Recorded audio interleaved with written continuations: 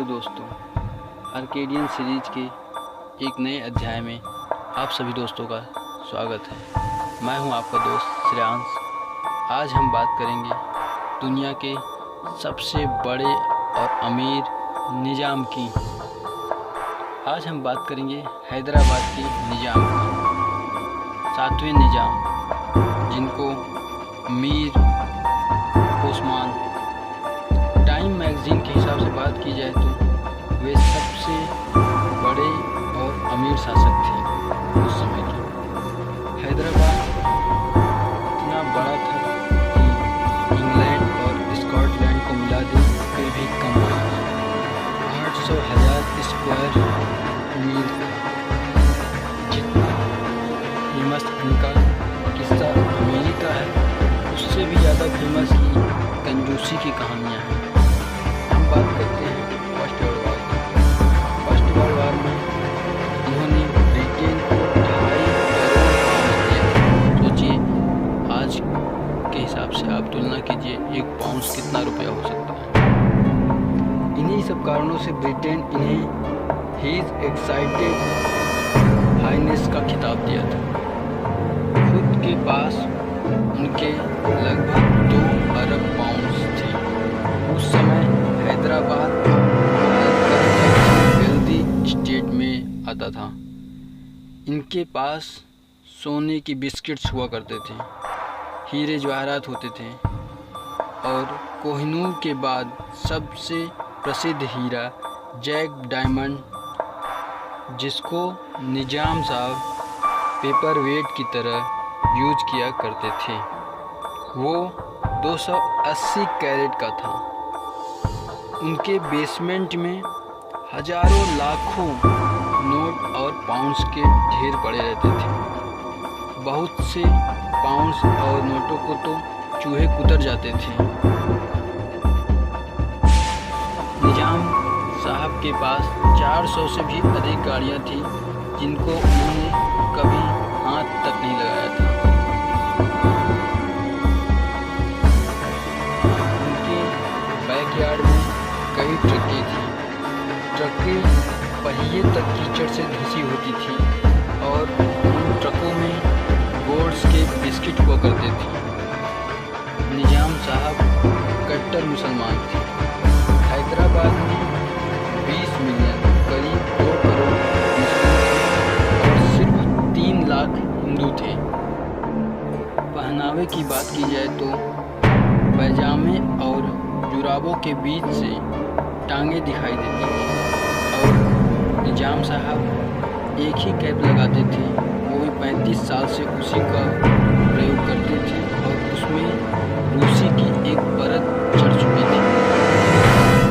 गंदगी से उनका लगाव कहें या जो भी कहें, आप जान के हैरान हो जाएंगे कि उनके बेडरूम में जो भी कूड़ा कटकर सिगरेट के बर्ड वगैरह एकत्रित हुआ करते थे, वो केवल जन्मदिन के ही दिन पर सफाई की जाती थी। वैसे तो उनके बारे में, उनकी कंजूसी के बारे में बहुत सारी किस्साएं प्रचलित हैं, पर उनमें से कुछ मैं आपके साथ साझा करना चाहूँगा। जब कोई अमेरिकी या ब्रिटिश नागरिक उनको सिगरेट ऑफ़र करते थे, तो वो सिगरेट के पैकेट में से 4-5 सिगरेट निकाल लिया करते थे और अपने सिगरेट के केस में उनको रख लिया करते थे। जबकि उस ज़माने में 10 सिगरेट का एक पैकेट हुआ करता था, जिसकी कीमत 12 पैसे हुआ करती थी। एक बार जब एक सिक्का ज़मीन पर गिर गया तो निजाम साहब अपनी हाथ और पैर के बल लुढ़कते हुए सिक्के के पीछे तब तक भागते रहे जब तक सिक्के को उन्होंने प्राप्त नहीं कर लिया। निजाम साहब काफ़ी हठी स्वभाव के थे। 3 जून 1947 को निजाम ने फरमान जारी कर यह साफ कर दिया कि भारत के स्वतंत्र होने के बाद भी हैदराबाद एक स्वतंत्र देश के रूप में अस्तित्व में रहेगा। जारी रखने के लिए निजाम निज़ाम साहब ने 1948 में एक ऑस्ट्रेलियाई पायलट सिडनी कॉटन को अपने यहाँ नियुक्त किया, जिन्होंने आश्वासन दिया कि वो हैदराबाद को machine gun, grenades, motors supply कर सकते हैं।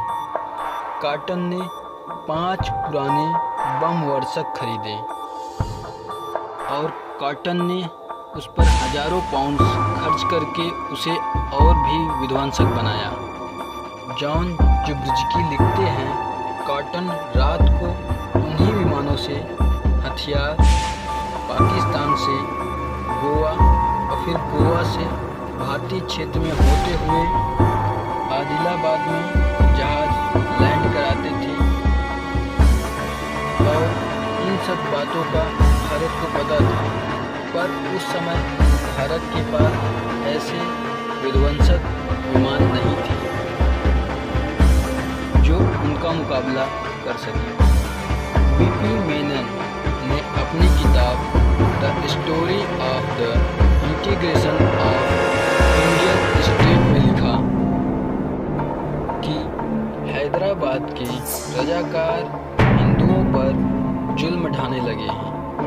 विभाजन के बाद अपने यहाँ से हटे मुस्लिम शरणार्थियों को अपने यहाँ बसाने लगे ताकि जनसंख्या के असंतुलन को दूर किया जा सके और मुस्लिम बाहुल्यता लाई जा सके। साथ ही साथ अफवाहें फैलाई जाने लगी कि लाखों मुसलमान निज़ाम के समर्थन में उठ खड़े होंगे अगर भारत ने हैदराबाद पर हमला किया तो, साथ ही पाकिस्तान भी युद्ध शुरू कर देगा।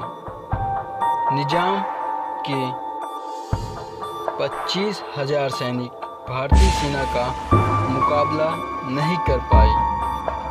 लंदन के टाइम्स अखबार में भारत की कड़ी निंदा हुई। लंबी जद्दोजहद के बाद निज़ाम के कुछ खास लोग पाकिस्तान चले गए और निज़ाम ने भारत के साथ विलय को मंजूरी दे दी। निज़ाम ने 1 नवंबर 1956 तक हैदराबाद के राज प्रमुख के रूप में काम किया। इसके बाद राज्य पुनर्गठन विधेयक के तहत उनकी रियासतों को 3 भागों में महाराष्ट्र, कर्नाटक और नवगठित राज्य आंध्र प्रदेश में बांट दिया गया। निज़ाम ने 24 फरवरी 1967 को अपनी अंतिम सांस ली। तो दोस्तों, आज की कहानी समाप्त हुई। कमेंट बॉक्स में आप इस कहानी के बारे में ज़रूर बताएं। हमारे वीडियो को लाइक, चैनल को सब्सक्राइब और शेयर करना बिल्कुल ना भूलें। धन्यवाद। जय